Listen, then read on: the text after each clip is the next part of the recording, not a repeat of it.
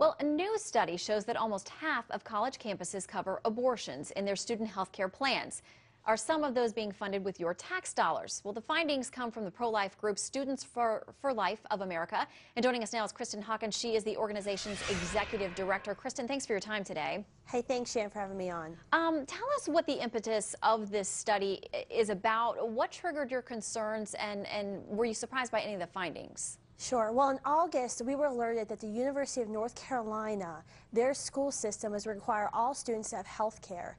And in that health care plan, they were automatically charging students for. This included abortion. And so we stood up, we made this a fact known. The school system first said that wasn't true, and then they later recanted and said it was, but they would allow students to opt out. And we were concerned. We asked, how many other schools is this happening to that no one knows about?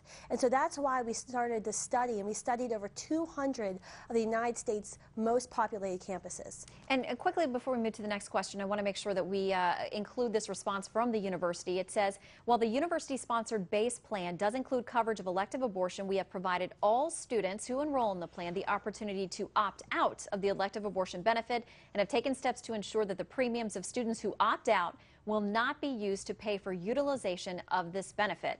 That's the position they're taking there at UNC.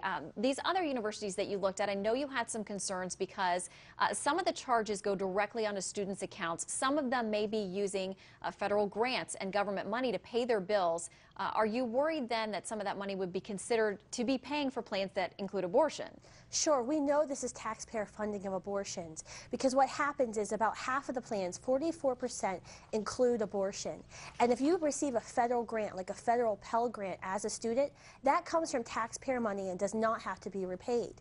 Your health care plan that includes abortion is covered in your total cost of attendance. Your eligibility for federal grants like the Pell Grant takes your ability to pay minus the total cost of school, and that equals your eligibility for federal grants. So you can actually take your federal grants and help pay for your abortion health care. We've consulted with a few members of Congress who agree with this fact. We've had a Congresswoman Virginia Foxx has written the Department of Education asking for an explanation because this clearly violates the Hyde Amendment, which prohibits any federal funding of abortion.